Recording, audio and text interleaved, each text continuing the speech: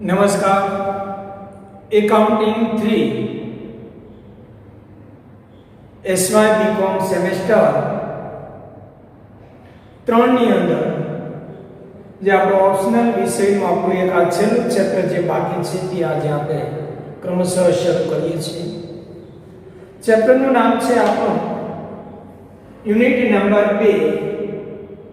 તમારી પાસે જો જૂની ટેક્સ્ટ બુક હોય તો એમાં એકાઉન્ટિંગ નંબર 4 ની અંદર આ ચેપ્ટર આપેલું છે. સામાન્ય વીમા કંપનીના હિસાબો. ભક્ત કવિ નરસિંહ મહેતા યુનિવર્સિટીમાં ક્વેશ્ચન નંબર 2 ની અંદર 20 ગુણ દાખલો પૂછાતો આવે છે. ફરી વખત વીમા કંપનીના હિસાબો આપણા આ ચેપ્ટરનું નામ છે. દાખલો પૂછાય છે, થિયરી કાંઈ આવતી નથી, તો જરૂરી માત્ર થોડી થિયરી સમજી અને દાખલાની વિગત ઉપર આવી જઈએ. વીમા કંપની એટલે શું? આમ તો આપણે અગાઉ આનો ખ્યાલ હોય જ કે વીમા કંપની એ અલગ અલગ પ્રકારના વીમો ઉતારતી હોય છે. તો જ્યારે આપણે વ્યક્તિગત રીતે જ્યારે વીમા કંપનીની અંદર વીમો ઉતારીએ, આજે એમાં અલગ અલગ ઘણા પ્રકારના વીમા જોવા મળે છે. સૌપ્રથમ વીમાની શરૂઆત છે ને દરિયાઈ વિભાગમાં થઈ હતી. સ્ટીમર જહાજ માલ લઈને જાય ત્યારે એ માલનો વીમો ઉતારતી હતી, કારણ કે દરિયાની અંદર અકસ્માત થતા સ્ટીમર સંપૂર્ણપણે દરિયાની અંદર જળ સમાધિ લઈ લેતું હોય છે. તો બહુ મોટું નુકસાન થાય તો એ નુકસાન ભરપાઈ ન કરવું પડે તેવા હેતુ માટે શરૂઆત ત્યાંથી કરવામાં આવી. ધીમે ધીમે તે વીમાની વ્યાખ્યાનો વિકાસ થવા લાગ્યો. લોકો તેમનું મહત્વ સમજવા લાગ્યા. ધંધા વ્યવસાયની અંદર વીમો ઉતારતા થયા. આગ, અકસ્માત, આજે વાહનોના માણસો વીમો ઉતારે છે. જીવન વીમા પોલિસી ઉતારે છે. બીમારી સામેનું રક્ષણ મેળવવા માટેની વીમા હેલ્થ પોલિસી ઉતારે છે. અલગ અલગ આજે અસંખ્ય પ્રકારની વીમા પોલિસીઓ જોવા મળે છે. તો આ જે વીમા પોલિસી એમાંથી આપણે પેઢીઓ જે વીમો ઉતારે છે, દરિયાઈ વીમો અથવા આગ અથવા અકસ્માત, દરિયાઈ અને આગ, આ ત્રણ વીમાને લગતા વ્યવહારોને લગતા દાખલાઓ આપણે આ ચેપ્ટરની અંદર કરવાના થશે. તો આમ વીમો ઉતારતી કંપની હવે સમજો. કેટલાય લોકોનો વીમો ઉતારે છે. જે વ્યક્તિનો વીમો ઉતારે એની પાસેથી થોડું પ્રીમિયમ લેવામાં આવે છે. આજે જીવન વીમા પ્રીમિયમ પોલિસીમાં તો કંઈક અલગ પ્રકારની જ આખી એમાં તો વ્યવહાર જોવા મળે છે કે તમે દર વર્ષે થોડી થોડી રકમ ભરો. જો અકસ્માત ન થાય, કુદરતી અવસાન, તમારું માનવ સર્જિત અવસાન જો ન થાય અને તમારો 60 વર્ષનો 20 વર્ષની તમે પોલિસી લીધી, 20 વર્ષ બાદ હયાતી વીમો આને કહેવાય, અને તમે 20 વર્ષ બાદ કોઈ પ્રકારનો અકસ્માત ન થયો, જેટલી વીમાની પોલિસી ભરી હોય એનાથી બમણી રકમ તમને ચૂકવવામાં આવે અને તમારો લાઈફ ટાઈમ વીમો અમુક ટકા રકમ ચાલુ રહેતો છે. તો આવો વીમો આજે, તો આવી વીમા કંપનીને ફાયદો શું? એક માત્ર ને માત્ર જીવન વીમા પોલિસીની અંદર જ રકમ પરત કરે છે આપણને. બાકી એક પણ પ્રકારની પોલિસીની અંદર રકમ પરત કરવામાં આવતી નથી. જેટલો વીમો તમે ઉતારો, જો તમને નુકસાન થાય તો નુકસાન ચૂકવશે, નુકસાન ન થાય તો તમે ભરેલી પોલિસી, ભરેલી રકમ તમારે જતી કરવી પડે છે. તો આમ વીમા કંપનીની અંદર મુખ્ય વાત કરી કે મુખ્ય એને જે વ્યક્તિ વીમો ઉતારે છે તે વ્યક્તિ જે રકમ પોલિસીની ભરે એને પ્રીમિયમ કહેવાય. તો આવું જે પ્રીમિયમ ભરે એ પેઢી માટે મુખ્ય આવક બને છે. ધ્યાન આપજો. આપણે અહીંયા કઈ આવક છે ને કયો ખર્ચ કહેવાય એ પહેલા સમજો. તો એની મુખ્ય આવક શું થાય? પ્રીમિયમ. વીમા પોલિસી ઉતારનાર વ્યક્તિ જે રકમ ભરે એ રકમને પ્રીમિયમ કહેવાય અને પ્રીમિયમ એ પેઢીની મુખ્ય આવક તરીકે ઓળખવામાં આવે છે. તો હવે જો વ્યક્તિને નુકસાન થાય તો આ વીમા કંપનીએ તે વ્યક્તિએ જેટલી રકમનો વીમો ઉતારેલો હોય એટલી રકમ, પ્રીમિયમ નહીં, રકમ, તમે 10 લાખનો વીમો ઉતારો, 10 લાખ પ્રીમિયમ ન હોય, એનું પ્રીમિયમ એની ટકાવારી પ્રમાણે આવતું હોય, તો તમારે 10 લાખ રૂપિયા ચૂકવવા પડે. તો જે રકમ ચૂકવવામાં આવે એને અહીંયા આપણે દાવાની રકમ તરીકે ઓળખવામાં આવશે. દાવો, જે વ્યક્તિએ આપણી પાસે પોલિસી ઉતારી હોય એને નુકસાન થાય, એ વ્યક્તિ આપણા ઉપર રકમ નુકસાનનો દાવો કરે અને એ રકમ આપણે ચૂકવવી પડે, તો એ આપણી દાવાની રકમ કહેવાય. લાખ અસંખ્ય લોકો વીમો ઉતારશે, એમાંથી ઘણા લોકોને નુકસાન થશે, તો એ નુકસાન આપણે ચૂકવવું પડે, તો એ નુકસાન એ આપણે વીમા કંપની માટે ખર્ચ ગણાશે. પ્રીમિયમ એ આવક થાય તો દાવાની રકમ ચૂકવવી પડે, તેથી તે ખર્ચ થશે. આ બે વસ્તુ અહીંયા વીમા કંપની માટે વ્યવહારમાં જોવા મળશે. હવે વીમા કંપની આજે તો મોટા પ્રમાણમાં કોમ્પિટિશન જોવા મળે છે, બહુ મોટા પ્રમાણમાં કોમ્પિટિશન જોવા મળે છે. તો એના માટે આજે દરેકે દરેક વીમા કંપની એક એજન્ટની નિમણૂક કરે છે અને તે એજન્ટ વીમો ઉતારવા રસ ધરાવતી વ્યક્તિની મુલાકાત લે છે અને તે વ્યક્તિને વીમો ઉતારવા માટે તૈયાર કરી અને પ્રીમિયમની રકમ વીમા કંપનીમાં લાવે છે. તો આ વ્યક્તિએ જે મહેનત કરી તે બદલ તેને રકમ આપણે પેઢીએ ચૂકવતી હોય છે. અત્યારે આપણે જોઈને ઘરે ઘરે આવે LIC વાળા કે ભાઈ વીમો ઉતારવાની, એ વીમા કંપનીના એજન્ટ હોય છે. એ જો વીમો ઉતારે તો એ એજન્ટને જે તમે પ્રીમિયમ ભર્યું એમાંથી અમુક ટકા રકમ કમિશન સ્વરૂપે આપવામાં આવતી હોય છે. તો આમ બીજો પેઢી માટે કમિશન એ ખર્ચ ગણાય, કારણ કે એજન્ટો આપણે રાખીએ છીએ, એ એજન્ટને આપણે અમુક ટકા રકમ આપવી પડે, તો એ પેઢી માટે ખર્ચ ગણાશે. તો અહીંયા વીમા કંપનીનો બીજી વિગત મળી આપણે, ત્રીજી, પ્રીમિયમ આવક ગણાય, દાવાની રકમ એ ખર્ચ ગણાય, કમિશન એ પણ ખર્ચ ગણાય. તો આમ આવી રીતે વીમા કંપનીની અંદર વહીવટી ખર્ચ જોવા મળતા હોય, અન્ય આવકો થતી હોય એવી આવકો પણ જોવા મળતી હોય છે. તો આમ વીમા કંપની એ પોતે વર્ષના અંતે કેટલો નફો નુકસાન થયું એ જાણવા માટે પોતાના વાર્ષિક હિસાબો તૈયાર કરતી હોય છે. હવે આપણે દાખલા તરફ જઈ રહ્યા છીએ. વાર્ષિક હિસાબો તૈયાર કરતી હોય છે. એમાં વીમા કંપની કોઈ વસ્તુનું ઉત્પાદન કરતી નથી, તેથી વેપાર ખાતું બનાવવામાં આવતું નથી. તો નફા નુકસાન ખાતું સેવા આપતી સંસ્થા છે એટલે તેમને નફો અથવા નુકસાન પણ જાણવું ન જોઈએ અથવા પત્રક ન બનાવતી હોય, અને તે વ્યક્તિ બનાવશે હંમેશા મહેસૂલી ખાતું.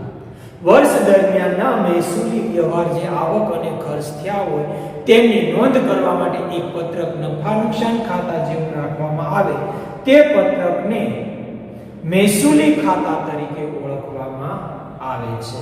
બીજું એક પત્રક બનાવતી હોય છે વાર્ષિક હિસાબોમાં પાકું સબૂત.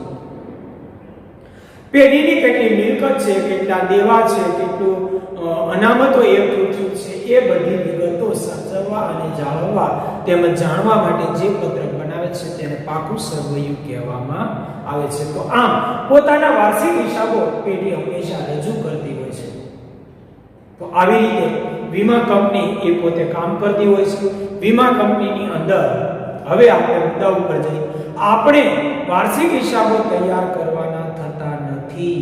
પરીક્ષાની અંદર તમારે એક જ પત્રક પૂછાય છે, બહુ સરળ છે, ચેપ્ટર છે, થોડુંક સમજી લેશો એટલે 20 માંથી 20 માર્ક્સ. ભલે આપણે છેલ્લે રાખીએ, મોટું છે 100%, પણ છે બહુ સરળ. થોડુંક ધ્યાન આપશો ને એટલે આમાં તમને 20 માંથી 20 માર્ક્સ મળે જ. વાત પરીક્ષાની અંદર માત્ર તમને એક પત્રક પૂછવામાં આવે છે, મહેસૂલી ખાતું તૈયાર કરો. એમાં થોડી વિગતો આવશે, એ દાખલા કરશો એટલે વધુ ખ્યાલ. તો હવે આપણે આવી જઈએ મહેસૂલી ખાતાનું પત્રક કેમ બનાવવું, કઈ વિગત આવે, દરેકનો થિયરીનો મુદ્દો પણ આમાં તમને સમજાવી આપીશ. તો જોઈએ ક્રમશઃ. પહેલું, મહેસૂલી ખાતું. આપણે અહીંયા ઊભા કોલમનું પત્રક બનાવવાનું છે, નફા નુકસાન ખાતા જેવું ઉધાર અને જમા નહીં. ઊભું કોલમ, તમે જે વાર્ષિક હિસાબોમાં 11મા 12મા ધોરણમાં તેમજ તમારા કંપની લક્ષી વાર્ષિક હિસાબોમાં જે તમે પરિશિષ્ટ તૈયાર કરતા અને ઊભું પત્રક પણ બહુ સરળ છે, પરિશિષ્ટ બહુ જ ઓછા આવે એટલે ચિંતા કરવાની કાંઈ જરૂર નથી, સરળતાથી આપણે જેવું છે. મહેસૂલી ખાતું કઈ રીતે બનાવવું એની પહેલા વિગત છે. ઉપર લખો XYZ વીમા કંપનીનું તારીખ જે દિવસનું આપણે વર્ષના અંતનું કે 31/12 હોય અથવા 31/3 ના રોજ પૂરા થતા વર્ષનું મહેસૂલી ખાતું આમ હેડિંગ બનાવવામાં આવશે. હવે મહેસૂલી ખાતું એટલી જ વિગત આવશે, આ સિવાય એક પણ વધારાની વિગત નથી આવતી. એટલી જ વિગત તમારે પહેલું મહેસૂલી ખાતું તૈયાર કરી, દાખલો પૂછાય એટલે મહેસૂલી ખાતું તૈયાર કરી આ બધી વિગત સીધી લખી દેવાની, કાંઈ જોયા વગર સ્ટેપ બાય સ્ટેપ યાદ રાખી પત્રક પહેલા ઉતારી લેવાનું. હાલો તો એમાં પ્રથમ શું આવે એ વાત પહેલા બધી આવક લખશું અને નીચે બધા વીમા કંપનીને લગતા ખર્ચ, આવકમાંથી ખર્ચ બાદ કરશું. જો પ્લસમાં જવાબ આવે તો નફો, માઈનસમાં જવાબ આવે તો નુકસાન. આ રીતે નફા નુકસાન ખાતું ઊભું બનાવવાનું છે. મહેસૂલી ખાતું આપણે જે કહીએ ઊભું બનાવવાનું છે. ઓલું આપણે ઉધાર અને જમા લખતા, અહીંયા આપણે પહેલા જમા બધી વિગતો, પછી એની નીચે ઉધારની વિગતો ખર્ચની લખશું. બરાબર? હાલો, ચોખ્ખું કમાયેલ પ્રીમિયમ વીમા કંપનીની મુખ્ય આવક ચોખ્ખું કમાયેલ પ્રીમિયમ છે. ચોખ્ખું એટલે કે તેમાં વર્ષના અંતે કેટલી આ વર્ષની આવક છે ને તેને ચોખ્ખું કમાયેલ પ્રીમિયમ તરીકે. હાલો ક્રમ નંબર 2 આવો ચોખ્ખું કમાયેલ પ્રીમિયમ. હાલો આ રીતે તમારે પરિશિષ્ટ બનાવવાનું છે. મહેસૂલી ખાતું જો વિગત, પરિશિષ્ટ નંબર અને રકમ રૂપિયા, બે કોલમ આ અને મુખ્ય વિગતનું કોલમ આપણું રહેશે. હાલો ચોખ્ખું કમાયેલ પ્રીમિયમ એટલે તમારી વીમા કંપનીને ખરેખર હાથ ઉપર કેટલું વીમા પ્રીમિયમ આવ્યું એને ચોખ્ખું કમાયેલ પ્રીમિયમ કહેવાય. મળવા બાકી હોય એ પણ એમાં પ્લસ થઈ જાય, અગાઉથી મેળવ્યું હોય તો એમાંથી બાદ થઈ જાય. તમને આ વર્ષમાં જે પ્રીમિયમની આવક આ વર્ષ પૂરતી મળી તેવી આવકને ચોખ્ખું કમાણી, કારણ કે આવક છે તેથી તે પ્રીમિયમ રૂપી આવકને ચોખ્ખું કમાયેલ પ્રીમિયમ કહેવાય. હવે એ બહુ મુદ્દો સમજવાનો છે. એક આવડે હવે એનું પરિશિષ્ટ એક છે બનાવો. પરિશિષ્ટ નંબર 1 ચોખ્ખું કમાયેલ પ્રીમિયમ. હાલો એ વિગત અને રકમ રૂપિયા 5 થી 6 લીટીનું આ પરિશિષ્ટ બનશે. આમાં ક્યારેક વ્યવહાર એકાદો નવો આવે પણ આ લાગે. એમાં પહેલું મળેલ વીમા પ્રીમિયમ, ઘણી વખત શબ્દ વાપરે છે સીધા ધંધા અંગે. હવે વીમા કંપનીની મારે તમને એક વ્યાખ્યા સમજાવી છે એટલે ઈ મુદ્દો આવડી ગયો એટલે તમને દાખલા કે ભૂલ જ નહીં પડે. દરેક વીમા કંપની શું કરે, હવે દરિયાઈ વીમો બહુ મોટું જોખમ હોય છે. આવું જોખમ ઉપાડવા માટે પોતે એકલી તૈયાર થતી નથી, એટલે એક કરતા વધુ વીમા કંપનીઓ જોડાય અને કોઈ વીમો ઉતારે, આવું બને છે બહુ મોટા પ્રમાણમાં. તો જ્યારે વીમા કંપની શું કરે છે, કોઈ વ્યક્તિનો સંપર્ક, દાખલા તરીકે આવો મોટા અભિનેતા હોય તો એનો વીમો ઉતારવો કંપની માટે જોખમકારક હોય. દાખલા તરીકે વચ્ચે એવું બન્યું હતું, અમિતાભ બચ્ચન 1200 કરોડનો વીમો ઉતારવા માંગતા હતા, કોઈ કંપની તૈયાર જ નહોતી, કારણ કે આતંકવાદીના લિસ્ટમાં તેનું નામ હતું. તો વીમા કંપનીને એમ કે આને ગમે ત્યાં આતંકવાદીઓ મારી નાખે તો આપણે 1200 કરોડ રકમ ચૂકવવી. તો આવી સમયે બહુ મોટું નુકસાન હોય અને બહુ મોટા પ્રીમિયમની રકમ, ત્યારે વીમા કંપની શું કરે, બીજી એક કંપનીને ભાગીદારીમાં રાખે. અન્ય કંપની પાસે કે તમે આવો ભાગ રાખશો, એટલે બીજી વીમા કંપની કે કેટલા ટકા, તો કે 50%, આ વાંધો 30%, વાંધો 20% રાખો, બાકી હું 80% અમે અને 20%માં તમે જોડો. આવી રીતે બીજી વીમા કંપનીને જોડવામાં આવે છે. હવે ધ્યાન રાખો, સ્વીકારેલ છે તો બીજી કંપનીને તમે જોડો છો એમ ઈ કંપનીઓ અથવા બીજી કોઈ કંપની તમને પણ એમ કહેશે તમે અમારી 20% ભાગ રાખો. આમ બે રીતે થાય. એક બાજુ આપણે કોઈ કંપનીને જોડશું, આપણે જે પ્રીમિયમ મળે, વીમાની રકમ, વીમો મળે છે તેમાં બીજા વ્યક્તિને ભાગીદાર બને. એમ બીજી કંપનીઓ પણ એવું જ કરતી હોય કે આપણને એમ કહે કે તમે 20% 30% ભાગ રાખો, એટલે આપણે પણ કહેશું વાંધો નહીં રાખીએ. હવે શું, જો તમે બીજી કંપનીને રાખો છો ત્યારે એને શું કહેવું અને બીજી કંપની તમને ભાગીદારી બનાવે ત્યારે શું કહેવાય એ સમજવાનું છે. તમારા ધંધા અંગે તમને એમ મળ્યું છે કે આપને સીધું જ આપણે જ વીમો ઉતાર્યો એવું 10 લાખ પ્રીમિયમ મળ્યું સીધા ધંધા અંગે, આપણે આમાં કોઈ ભાગીદાર નથી, એને કહેવાય મળેલ પ્રીમિયમ. સ્વીકારેલ પુનર્વીમા, આ બે જ મુદ્દા સમજવાના છે દરેકે દરેક પરિસ્થિતિમાં. સ્વીકારેલ અને આપેલ. સ્વીકારેલ પુનર્વીમા પ્રીમિયમ સમજો. સ્વીકારેલ, બીજી કંપનીએ વીમો ઉતાર્યો છે, બરાબર. ઈ વ્યક્તિ હવે આપણને એમ કહે છે, સમજો, ઈ વ્યક્તિ આપણને એમ કહે કે તમે આમાં 30% ભાગ રાખો, એટલે આપણે એમ કહેશું કાંઈ વાંધો નહીં. હવે એ વ્યક્તિને પ્રીમિયમ બધું એને મળ્યું હોય, ઈ વ્યક્તિ 30% પ્રીમિયમ આપણને આપશે, કારણ કે આપણે એ વીમો સ્વીકાર્યો છે. તેથી પ્રીમિયમ આપણને મળશે. સ્વીકારેલ વીમાનું પ્રીમિયમ બીજી કંપની ચૂકવશે, કોઈ વીમા ધારક નહીં.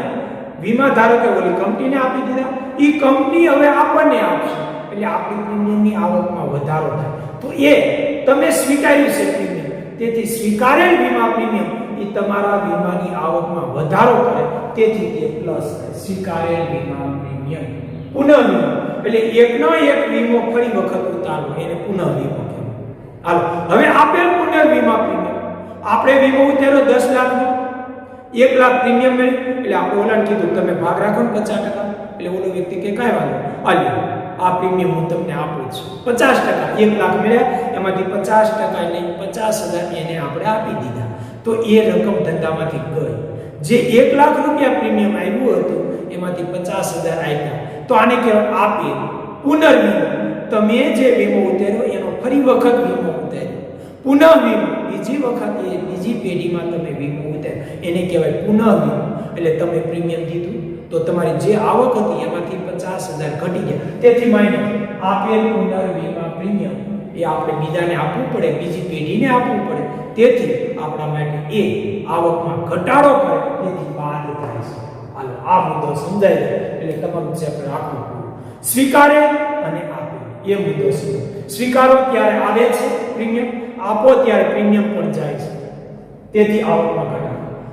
આખરનું મળવા, એ તો આપણે ખબર જ છે. છેલ્લે આપણે એમ કીધું વર્ષના અંતે મળવા બાકી, તો હંમેશા મળવા બાકી હોય કુલ આવકમાં શું થાય? પ્લસ, તેથી પ્લસ. શરૂઆતમાં મળવા બાકી, આખરનું પ્લસ, તો શરૂનું શું કરી દેવાનું? માઈનસ. એમ કરી કુલ તમને પ્રીમિયમ ચોખ્ખી પ્રીમિયમની આવક મળશે. એ આવક ક્યાં લઈ જવાની? પરિશિષ્ટ નંબર 1 જેટલી આવે એટલી રકમ અહીંયા લખાશે. હાલો, હવે જોઈએ ક્યાં છે. હાલો, બીજી આવક, અન્ય આવક. અન્ય આવક મળેલ ભાડું, કોઈ મિલકત વેચતા થયેલ નફો, એવી કોઈ પરચુરણ આવક હોય તો તે એમાં પરિશિષ્ટ નહીં, એકાદી બે હોય તો આ એકાઉન્ટ્સમાં રકમ લખી સીધી રકમ મુખ્ય કરો. ચાલુ જોખમની જોગવાઈમાં ફેરફાર, ઈ છેલ્લે કરાવું છું. વ્યાજ ડિવિડન્ડ આવક હશે, જમા બાકી તમને આપેલી જશે દરેક. વ્યાજ અને ડિવિડન્ડ એ પેઢીની આવક કહેવાય, તેથી ઉપર લખીએ છીએ. હાલો, ધ્યાન આપજો. આને ક્રમ નંબર 2 આપો, 3 આપો અને 4 આપો. 1 2 3 અને 4. હાલો, હવે વાત એ વ્યાજ ડિવિડન્ડ પેઢીની આવક છે, તેથી આવક તરીકે લખીએ. વાત કરવેરા એ તમને સાથે જ આપેલું છે. વ્યાજ અને ડિવિડન્ડની આવક 1,000 અથવા 1 લાખ, એમાંથી કરવેરા 50,000 ભરવાના. તો હવે 50,000 ભરો એટલે 50,000 જ આવક ગણાય, કારણ કે 50,000 લાખમાંથી ભરી એટલે એમાંથી બાદ કરી દો ડિવિડન્ડ અને તે રકમ. આમ કરી આ 4 મુદ્દાની કુલ આવક એ પેઢીની કુલ આપણે વીમા કંપનીની આવક કહેવાય, એનો સરવાળો કરી સામે એ લખ્યું કુલ આવક. હવે ખર્ચ બાજુની વાત સમજી લઈએ. એમાં પરિશિષ્ટો આપણે તૈયાર કરવાના છે. હાલ, એમાં પરિશિષ્ટ નંબર 2 આ એક પૂરું થયું. હવે ચોખ્ખા સ્વીકારેલ દાવા, ચોખ્ખા સ્વીકારેલ દાવા પરિશિષ્ટ નંબર 2, એમાં રકમ જે આવે કઈ રીતે શોધવાની? સીધા ધંધાના દાવા. પહેલી વસ્તુ દાવા, મેં તમને અગાઉ વાત કરી. દાવા એટલે શું? કોઈ વ્યક્તિને નુકસાન થાય, એ નુકસાનની રકમ જે ચૂકવવી પડે એને ચૂકવેલ દાવા તરીકે ઓળખાવી શકાય. સરળ. તો ચૂકવેલ દાવા એ પેઢી માટે ખર્ચ કહેવાય, બરાબર. તો તેથી એ આપણે ખર્ચ તરીકે લખવામાં આવે છે. હવે ધ્યાન આપો. સ્વીકારેલ પુનર્વીમાના દાવા અને આપેલ પુનર્વીમાના દાવા એકનો એક જ. સ્વીકારેલ પુનર્વીમો, સામેના વ્યક્તિએ વીમો ઉતાર્યો હતો, એની પાસેથી આપણે વીમા પ્રીમિયમ લીધું એટલે આપણે અહીંયા શું કરી દીધા પ્લસ, કારણ કે આવક થઈ. હવે જો વ્યક્તિને નુકસાન થાય તો વીમા કંપની આપને તરત જાણ કરશે કે X નામની વ્યક્તિને એટલું નુકસાન થયું, જેમાં 50% તમારો ભાગ છે, એટલે તમારે 50% લેખે રકમ અમને આપવી પડશે. એટલે આપણે એને રકમ આપશું, બરાબર. કારણ કે વીમો સ્વીકાર્યો તો એ સ્વીકારેલ વીમાના દાવાની રકમ આપણે જ ચૂકવવી પડે, એટલે આપણે વ્યક્તિને જ ચૂકવશું. એટલે એને જ ચૂકવશું એટલે આપણા ધંધામાંથી તો રકમ ગઈ, દાવાની રકમ ગઈ. તેથી પ્લસ દાવાની રકમમાં વધારો, સ્વીકારેલ પુનર્વીમાના દાવા આપણે આપેલ પુનર્વીમાના દાવા. તમે વીમો કોઈને આપ્યો, પ્રીમિયમ આપ્યું એટલે આપણે શું આવક જાવ કરી દીધી. હવે કોઈ વ્યક્તિને નુકસાન થાય તો આપણે ઓલા વ્યક્તિને કહેશું લાવો 50% રકમ તમારે આપવી પડશે, વ્યક્તિ તમને આપશે. એટલે તમે જે રકમ ચૂકવી હશે લાખ એમાંથી 50,000 અહીંથી મળી જવાના છે સામેથી, કારણ કે આપેલ પુનર્વીમો વ્યક્તિને તમે વીમો આપ્યો, વ્યક્તિ તમને દાવાની રકમ અડધી આપશે, તો અડધી રકમ આપને મળશે એટલે કુલ ખર્ચમાં ઘટાડો થશે. તેથી માઈનસ આપેલ પુનર્વીમાના દાવા માઈનસ થશે. આખરના ચૂકવવા બાકી ખર્ચમાં પ્લસ થઈ જશે, શરૂના માઈનસ થશે. દાવાને લગતો કાનૂની ખર્ચ, દાવાને લગતો કાનૂની ખર્ચ તમને આપવામાં આવશે અને એ દાવાને સંબંધિત ખર્ચ હોવાથી દાવાની રકમમાં પ્લસ કરી અને તમારે લખવામાં આવશે. તો આમ કરી પરિશિષ્ટ નંબર 2 ચોખ્ખું સ્વીકારેલ દાવાની રકમ તમારે શોધવામાં આવશે. બહુ ટૂંકું યાદ, સ્વીકારેલ પ્લસ આપેલું હોય હંમેશા માઈનસ ગમે ત્યાં હોય.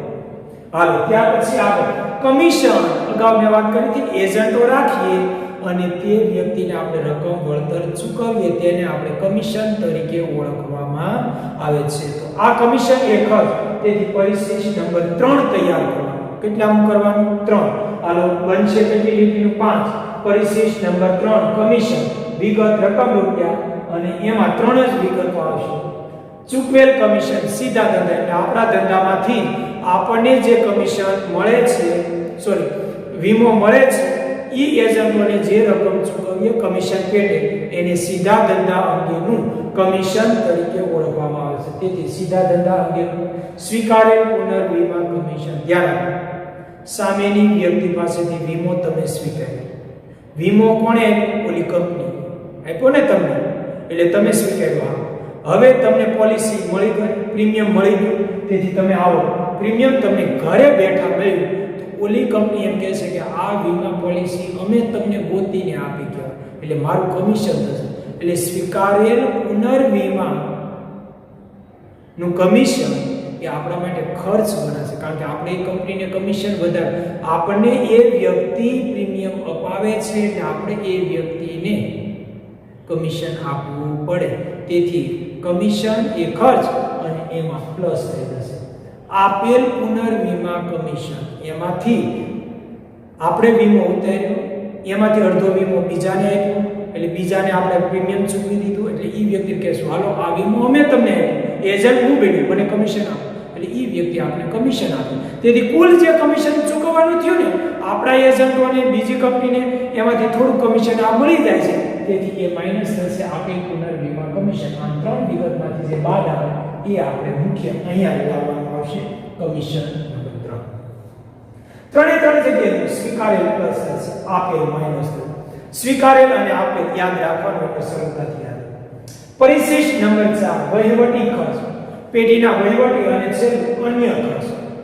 એમાં એકાદી વિગતો આડાવડી હોય તો કોઈ ફેર પડતો નથી. વહીવટી ખર્ચ ભાડું, વેરા, સરકારી સ્ટેશનરી, જાહેરાત ખર્ચ, મેડિકલ ફી, ઓડિટ ફી અને ઘસારો જેવા ખર્ચ જે કાંઈ આપેલા હોય તો એ બધા જ ખર્ચને વહીવટી ખર્ચ ગણી અને તેનો સરવાળો કરી અને આપણા મહેસૂલી ખાતામાં લાવવામાં આવશે. પરિશિષ્ટ નંબર 4 અન્ય ખર્ચ. અન્ય ખર્ચ કેવા આવશે? કોઈ પણ પ્રકારનું મિલકતના નુકસાન થયા હોય, અથવા તો આપણે એમ કહી શકાય અન્ય ખર્ચમાં તમારે લેવા હોય તો ખાસ કરીને વધારાની વિગત સંબંધિત તમને જ્યારે ખર્ચ મળતા હોય તો એવા સંજોગોમાં વધારાના કોઈ ખર્ચ હોય એ ખર્ચ આપણે ત્યાં લેવામાં આવશે. તો આમ એટલી વિગતો આપણે અહીંયા રાખીએ. હવે એક મુદ્દો બાકી હતો એ છે ચાલુ જોખમની જોગવાઈમાં ફેરફાર. વીમા કંપનીએ મળેલા પ્રીમિયમમાંથી અનામત રકમ રાખવી જ પડે, બધી જ રકમ વેચી ન શકે, કારણ કે જ્યાં સુધી વ્યક્તિનું વીમાનો સમય પૂરો ન થાય ત્યાં સુધી તમારા ઉપર જોખમો છે. જો તમે એ રકમને વેચી લો અને રકમ ચૂકવવાની થાય તો તમે ક્યાંથી લાવશો? તેના માટે દર વર્ષે અનામત રાખતી હોય છે. નિયમ કઈ ગણતરી કરવાની છે? ગણતરી નંબર 1. આવું પરિશિષ્ટ બનાવી જ દેવાનું. દરેક દાખલામાં જરૂર પડે છે. ચાલુ જોખમ જોગવાઈમાં ફેરફાર, વિગત રકમ લખ્યા, આખરનું અનામત વર્ષના અંતમાં. એ હું તમને એક દાખલામાં સમજાવીશ, પણ યાદ રાખો આખરનું અનામત જે છે એ તમારે આ પ્રીમિયમ ઉપર રાખવાનું છે, ચોખ્ખા પ્રીમિયમ ના.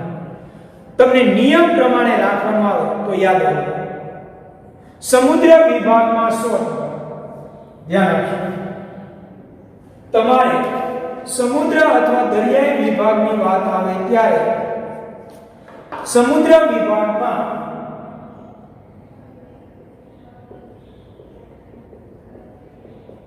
100% આગ,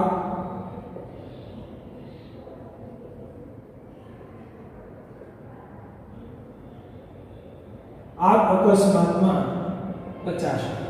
નિયમ જ છે, આ નિયમ જ છે. સમુદ્ર વિભાગનું મહેસૂલી ખાતું બનાવતા તો જેટલું તમને પ્રીમિયમ મળ્યું હોય એના 100% બાકી જોખમ અંગે અનામત રાખી દેવાનું. 100%. વધારાનું કીધું હોય હવાલામાં તો વધારાનું અનામત પણ આપણે રાખશું. આમ કરી આખરનું અનામત, શરૂનું અનામત તમને વિગતની અંદર આપેલું જ હશે. શરૂનું જે અનામત હશે એમાં બાકી જોખમ અંગે અને વધારા અંગેનું જે અનામત હશે એ લખી લેવાનું. હવે એનો આખરના અનામત અને શરૂના અનામતના સરવાળા કરીશું અને એનો તફાવત મેળવીશું. જો શરૂના અનામત કરતા આખરનું અનામત વધુ હોય તો તમારે એટલી વધારે જોગવાઈ કરવી પડશે અને તે આવકમાંથી માઈનસ કરશે. એ આપણે વિગત દાખલો કરીશું ત્યારે. તો આવી રીતે અનામત રાખવામાં આવતું હોય છે. તો આમ એટલું વ્યવસ્થિત તમારી બુકની અંદર લખી રાખો, એટલા મુદ્દા વ્યવસ્થિત પાકા કરી લો, એકનો એક વિડિયો 2-3 વખત જોઈ લો, કોને સ્વીકારે અને કોને આપે એનો અર્થ સમજો તો તમારો આ દાખલા આખું જ ચેપ્ટર સરળતાથી તમે કરી શકશો. તો હાલો આજે એટલું રાખીએ છીએ. ક્રમશઃ સ્વાધ્યાયના આપણે દાખલા શરૂ કરીશું, પણ એટલું ફોર્મેટ, એટલી વિગતો વ્યવસ્થિત તમારી બુકની અંદર લખી લેશું. બધા જ ફોર્મેટ. પહેલું આ લખવાનું, ત્યાર પછી દાખલા ગણીશું ત્યારે આમાં તો જરૂર હશે એટલું લખશું, આ તો એટલું પાકું આખું લખી લેવાનું. આમાંથી જો આવકમાંથી છેલ્લે ખર્ચ બાદ કરશું કુલ આવક, એટલે કે A માઈનસ B. જો તમને અહીંયા તફાવત આવક વધુ હોય તો નફો મળશે અને ખર્ચ વધુ હોય માઈનસમાં જવાબ આવે તો ખોટ મળશે.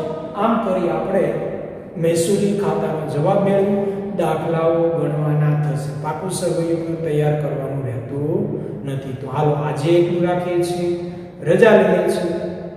આગળનો દાખલો આગળના વિડીયોમાં સમજશું. ત્યાં સુધી આજે રજા લઈએ. ધન્યવાદ.